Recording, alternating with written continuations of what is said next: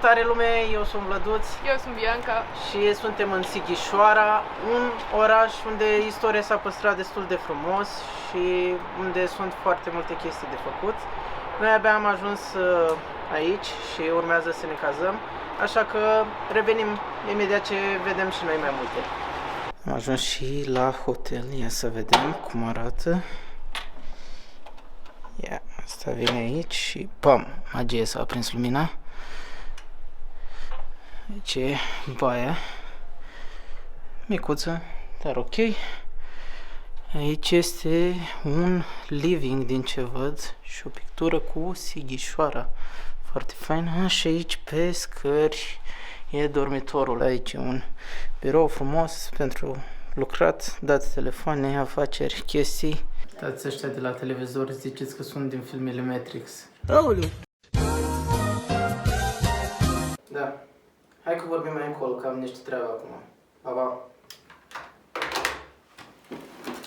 Dacă vă interesează unde suntem cazați, să știți că ne aflăm la Hotel Doubletree by Hilton și cazarea este 290 de lei pe noapte și avem inclus așa, mic dejun, spa, piscină și sală de fitness. Dacă vreți să vedeți mai multe despre cazare, găsiți un link în descriere.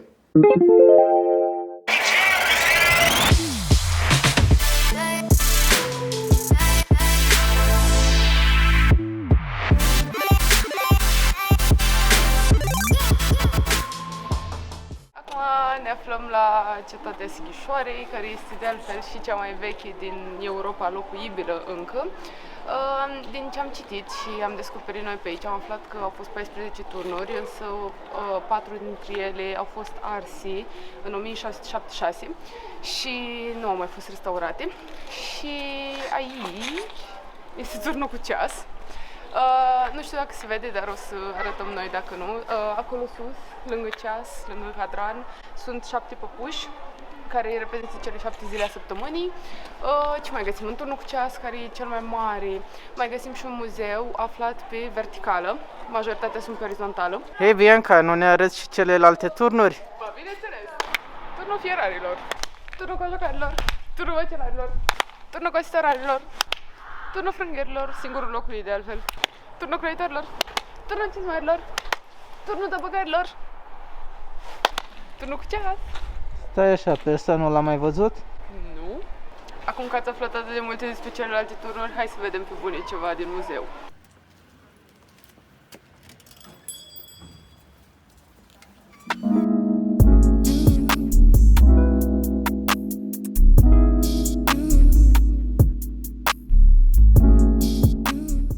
Crede că ăsta este Einstein, dar de fapt este Dr. Joseph Bacon.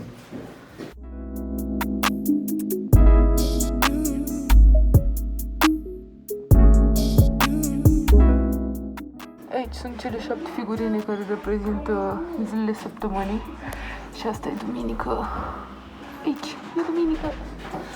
Restul nu mai țin minte, dar fiecare reprezintă câte o planetă, oricum. Și cam așa arată mecanismul ceasului din turn. Ceva ce sigur nu știați este că la Sighișoara s-a născut părintele cosmonauticii.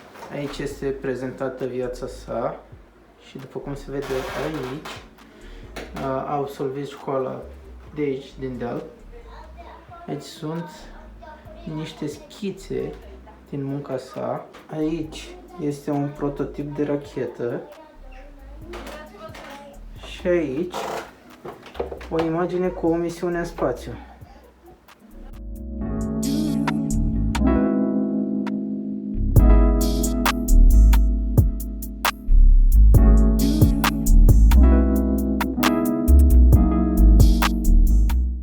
Cam astea sunt înălțimile la care se află fiecare obiectiv, iar noi acum, având în vedere că suntem aici în vârful turnului, suntem la 395,5 minus 372, adică 23,5 metri. Am revenit de la Muzeul de Istorie din turnul cu ceas. Ce puteți găsi aici? La fiecare etaj este câte o expoziție diferită, printre care puteți găsi o istorie a orașului, care a fost o colonie de germani sub ocupație maghiară, mai apoi găsiți ce au făcut ei mai departe și cum s-au împărțit în presele de meșteșugari, mai puteți găsi și câte ceva despre fondatorul acestui muzeu și de asemenea să vă bucurați de o priveliște foarte faină la ultimul etaj.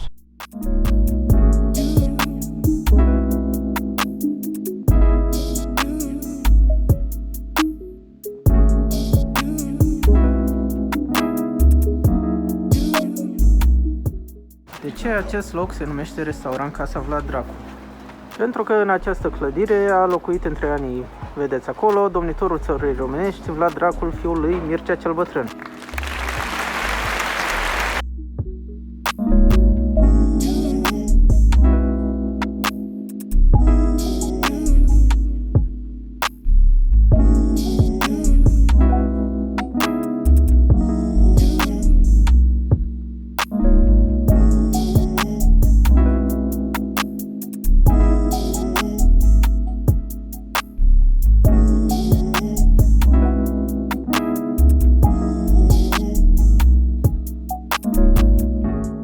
Un alt obiectiv de aici este această scară care a fost construită în 1642 pentru ușurarea accesului elevilor de la școala din deal. Practic, ca să nu urce pe strada asta de aici, ei aveau scara la dispoziție. Multe scări mai sunt. Oare atâtea scări au de urcat elevi în fiecare zi la școală? Așa zice lumea. Eu nu cred că mai au nevoie de ore de sport. Așa, și odată ce ați urcat, ia uitați, pac școala, pac liceul, pac biserica acolo după colț. Așa de aici că nu v-am arătat biserica destul de bine. Și acum, fun facts cu Bianca. Obiceiul spune că cei proaspăt îndrăgostiți și căsătoriți să urce toate cele 175 de trepte și să se pupe pe fiecare treaptă ca să dovedească trăinicia mariajului. Foarte tare, mulțumim Bianca! Plăcere! Și aici nu prea avem ce să vedem, că sunt mai toate închise, e trecut de ora 4 și aici e programul destul de scurt. Dar ne plimbăm și vă arătăm cum arată pe din afară, pentru că și asta e destul de palpitant.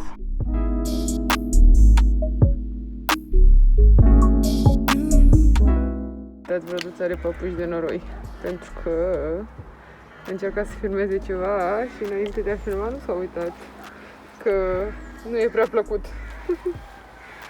Gâgă Vlăduț! Ce se vede aici sunt rămășițe ale zidului cetății, care este vechi din secolul al XIV-lea și a fost primul construit în această cetate. Iar aici se văd o parte din turnurile care apărau zona.